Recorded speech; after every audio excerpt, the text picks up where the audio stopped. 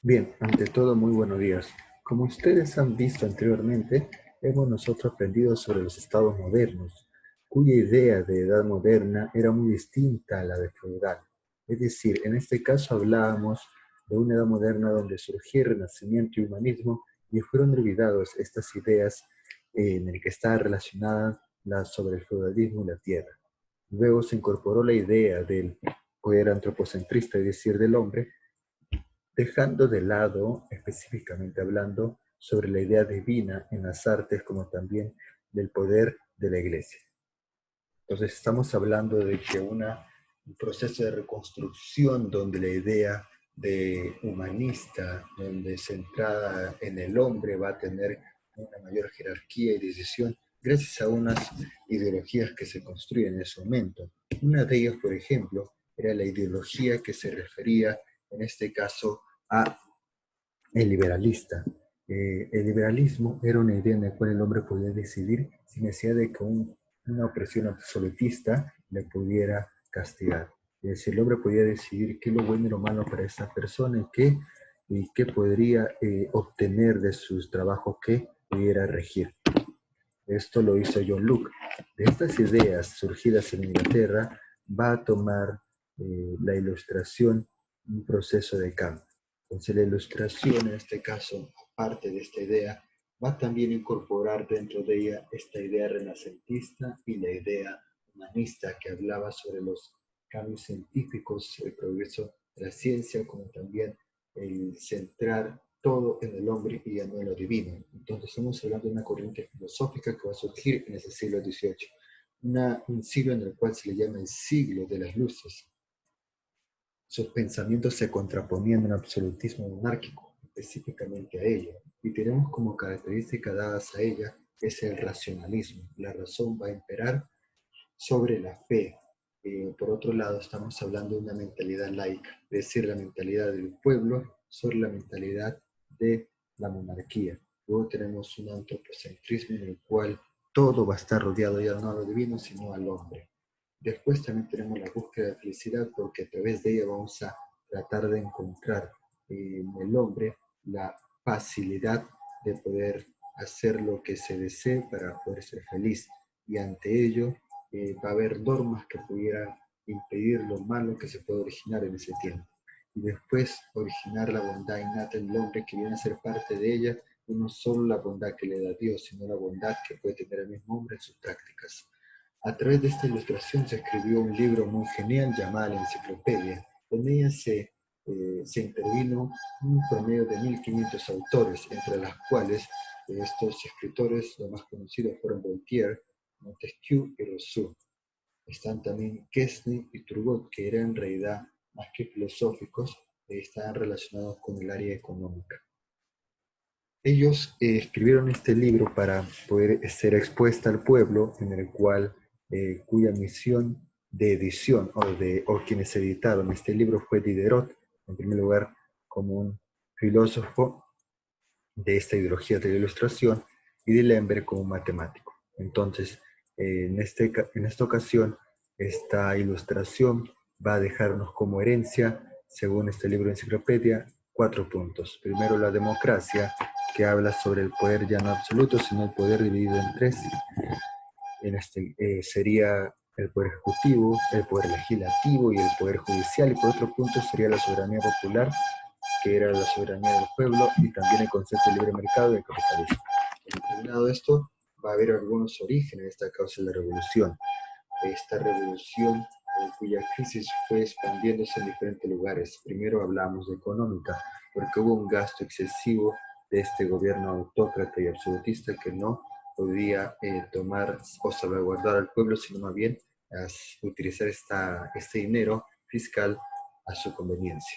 Luego tenemos una crisis social donde el aumento para recuperar supuestamente, para recuperarse de esta crisis, podemos ver de que va a ser un aumento del pago de impuestos y a la vez va a privilegiar a la nobleza y el clero para que no se origine este pago hacia ellos.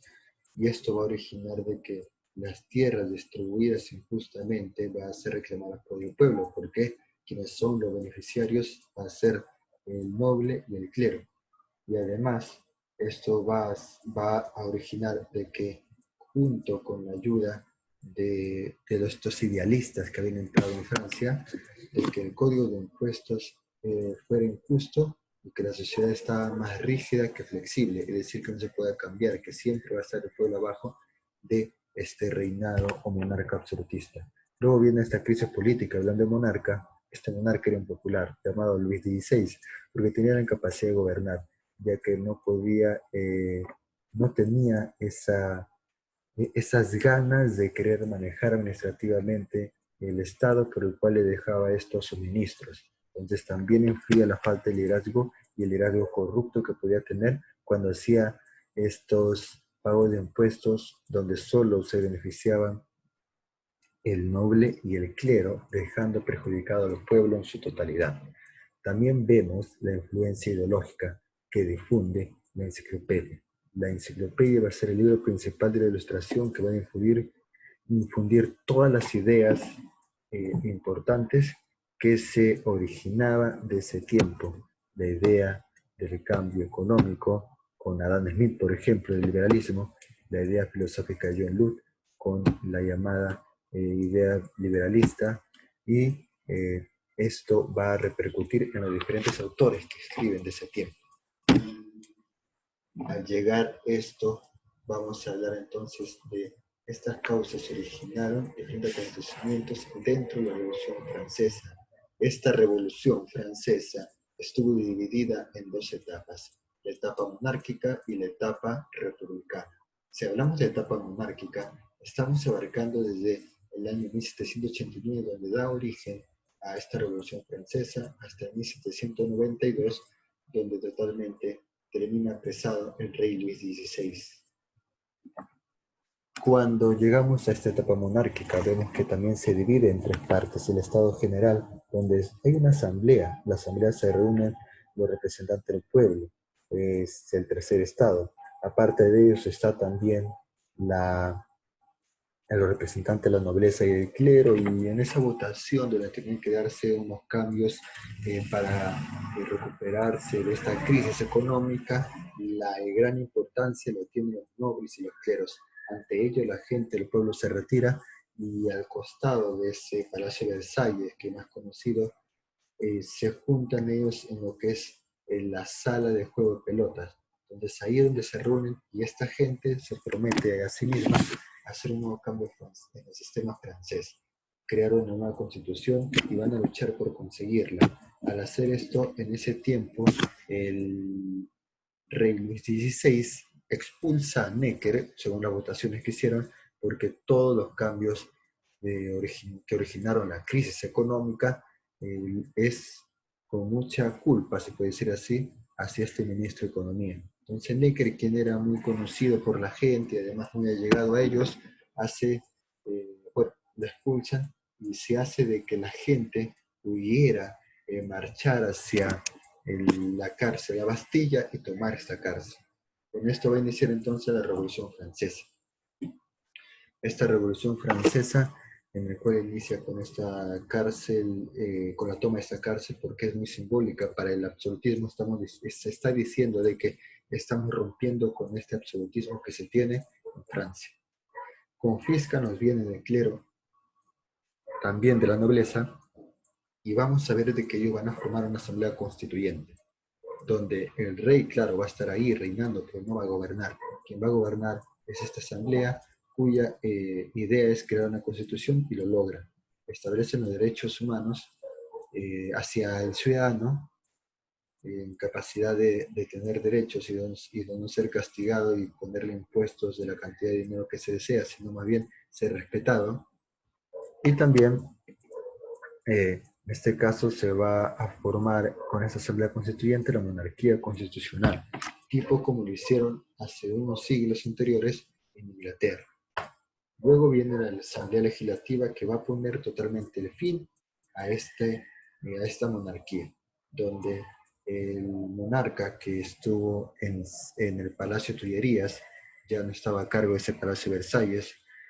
Este monarca es encerrado en la cárcel, arrestado, hacen el asalto al Palacio de las Tullerías, y bueno, lo acusan porque dicen de que él ha tenido influencias de no respetar la Constitución y de apoyarse en el enemigo, que era en este caso el austriaco, por motivo de que el austriaco o los Austrias de este imperio eran en realidad de la familia de María Antonieta, que viene a ser la esposa del Luis XVI.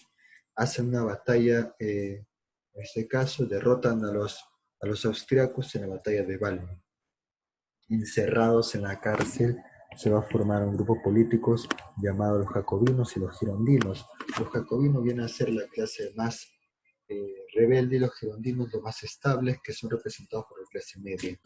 Terminado esto, vamos a formar una etapa republicana donde nace dos etapas. La etapa en la cual habla de la convención y la etapa en la cual vamos a hablar del directorio. Cuando hablamos de la convención están los girondinos a cargo.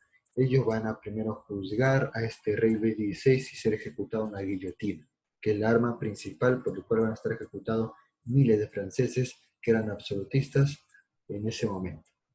Y por otro lado, ellos se habían convertido en personas impopulares por un motivo, porque suben el precio de los alimentos, supuestamente para recuperar la economía de esta crisis que tenían, y son incapaces de seguir en la guerra, es decir, la guerra que tenían con otros países como Inglaterra y el Imperio Austriaco. Esto va a hacer que se origine el gobierno de terror, que quiere decir que los jacobinos tomen el mando y que esté a la cabeza en este momento Robespierre, quien era una persona de la clase media, quien juzgaba a estas personas por haber hecho malas cosas. Crea el culto al dios de la razón, es decir, todo lo que hay debe tener una razón. Y él, en su trabajo que hizo también, realizó el sufragio universal para que toda la gente pueda votar y elegir a la nueva república, los derechos del trabajador para que no tengan ningún problema, la educación pública para todos y el Estado que se separa de la iglesia, ya que la razón debe gobernar, no la fe y el espiritualismo. Crea el tribunal revolucionario, donde se ejecutan más de 40.000 franceses, se dice que llegó a 50.000 o 56.000 dentro de esa guillotina, echando la culpa a los absolutistas bueno, en este caso de seguir al monarca, y por otro lado a los girondinos de hacer malas cosas y de hacer corrupción. Después de esta gran matanza sangrienta que él había originado, es apresado por ese exceso sanguinario que tuvo. Entonces, en ese apresamiento se le va a llamar reacción termidoriana, cuyo final va a ser ejecutado en la guillotina Robespierre en el año 1794. Entonces Robespierre es ejecutado. Al año siguiente, el rey Luis XVII es muerto de una enfermedad a los 10 años en la cárcel. Supuestamente iba a reemplazar a su padre, pero él estaba en la cárcel. Su madre, al cual él había acusado de maltratos, es ejecutada 2 años antes. El esposo, el rey Luis XVI, murió en el año 1792, María Antonieta al año siguiente, Robespierre en 1794 y por último el rey Luis XVII en 1795, por ende no hay quien gobierne. Entonces lo que vamos a hacer acá es crear un directorio. Se juntan los girondinos y los jacobinos, eligen entre ellos para que tomen el poder y estos van a la guerra. Con eso van a apoyar a los generales, entre ellos Napoleón, para que vayan a la guerra. Gana Napoleón, por ejemplo, en Austria en 1797 y luego en 1798 en las Tres Pirámides. Pero Napoleón no puede salir de Egipto porque los ingleses habían derrotado a sus buques en el mar. Y esto hay una complicidad porque en ese mar Mediterráneo, ya que no hay una salida hacia su tierra, él pide apoyo a los directores, los 5 directores elegidos, pero estos directores elegidos habían hecho una corrupción y querían regresar al absolutismo que anteriormente habían tenido. Esto hace que Napoleón, por las divulgaciones del pueblo que lo reclamaban para que regrese y tome el poder, que él dé un golpe de Estado. Apoyado a su hermano, va hacia Francia y da un golpe de Estado en el año 1799, terminando con este gran directorio, y él hace más o menos, se puede decir, un consulado. Entonces, ¿cómo lo conocemos a Napoleón? Viene a ser un hombre de gran estrategia militar, un hombre que tiene un poder absolutamente enérgico en su liderazgo y que va a nacer en el año 1769 y murió en el año 1821. Es un hombre que se casó primero con Josefina, quien ya tenía 2 hijos de un matrimonio anterior. Ella, cuando se divorcia de ella, en el año 1808 y 1809, formaliza con María Luisa, quien era la hija del emperador de Austria, para formar alianza con este imperio, y al año siguiente se casa con ella, obteniendo un hijo en el año 1811. Quien nació fue llamado Napoleón Bonaparte II y fue el heredero de este gran imperio francés que estaba construyendo Napoleón. Bien, se sabe que Napoleón fue arrestado y apresado en la sexta coalición en la isla del Elba y luego en Santa Elena, donde estuvo encerrado desde 1815 y muere hasta el año 1821, a ese año donde va a fallecer. Sus últimas palabras, según dicen, France Alarmé, Josephine, dice Francia, el ejército de Josefina, es decir, que al fin y al cabo quería Francia, quería el ejército y quería Josefina. A pesar de todo, se dice que él nació en Córcega, fuera de Francia, que era una provincia invadida por Francia, es decir, era parte de Italia anteriormente, pero después él fue queriendo Francia cuando su padre le envió a la universidad y aprendió allí a conectarse con las historias francesas. Finalmente termina este gran gobernante con su historia que vamos a hablar ahora, el del consulado. Entonces, el consulado, que fue en el año 1799, surgió básicamente con 3 cónsules, estando Napoleón, Ducos y Sieyes. Al final él hace un cambio en la Carta Magna para que él sea el cónsul supremo. Hace cambios en lo que se dice, crea el Código Civil Romano, llamado el Código Napoleónico en realidad, traído de Roma. Firma el Papa VII para que el Estado pudiera pagar el sueldo de los cleros. Suprime los títulos privilegiados que tenía esa nobleza y ese clero, sobre todo la nobleza, y va a crear la Legión de Honor, es decir, que aquel ejército en el cual el rango que pudiera subir algún soldado sería por el honor y el esfuerzo que haya conseguido.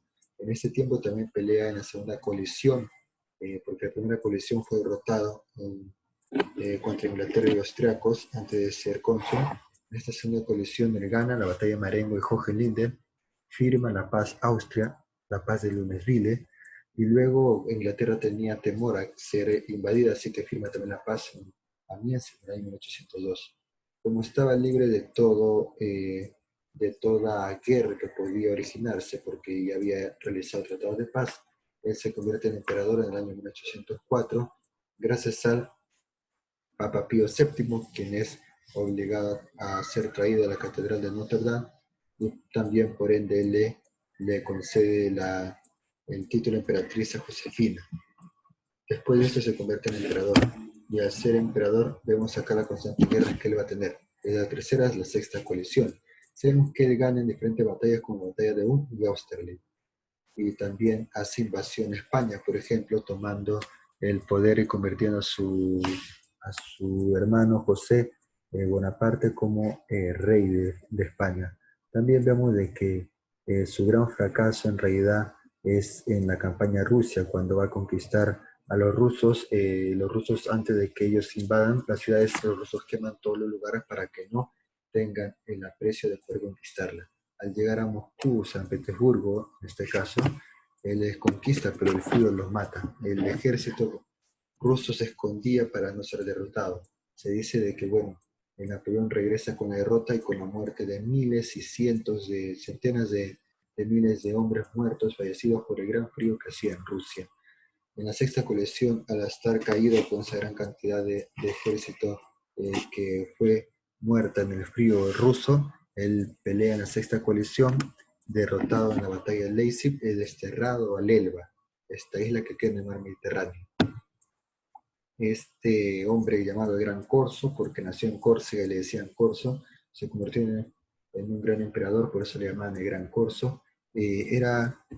Volvió de esta cárcel encerrado porque Luis XVIII no era tan ameno que digamos para dirigir este gran imperio, es que el pueblo le aclamaba a Napoleón. Napoleón regresa, le regresa a Bota Luis XVIII, él huye con temor a Inglaterra y Napoleón gobierna, se reinstaura su gobierno en 100 días, va a ser un régimen liberal pero la gente no le creía. Los estados de ese momento, Inglaterra, Rusia, Prusia, Austria, Suecia, se unen para combatir en la séptima coalición, derrotándolo en otra batalla más, llamada la batalla de Waterloo, la más conocida, que está a cargo del duque inglés llamado Wellington. Este derrota y destierra a Napoleón a la isla Santa Elena, que está en el medio del Océano Atlántico Sur. Entonces, terminado su fin en esa isla, él va a enfermarse y se dice que murió del cáncer del estómago, porque sus familiares habían tenido ese problema anteriormente. Fallece ese problema en el año 1821 y finalmente en el Congreso de Viena en 1815 él la gente se reúne para apoyar a recuperar a todos los monarcas a su reino y poder hacer una cooperación germánica. Inglaterra sale ganando, asegurando ser una potencia marítima. En esto entonces terminamos finalmente con la Revolución Francesa y el final de Napoleón Bonaparte, uno de los grandes estrategas militares que existió en el mundo europeo. Muchas gracias y conmigo será hasta la siguiente.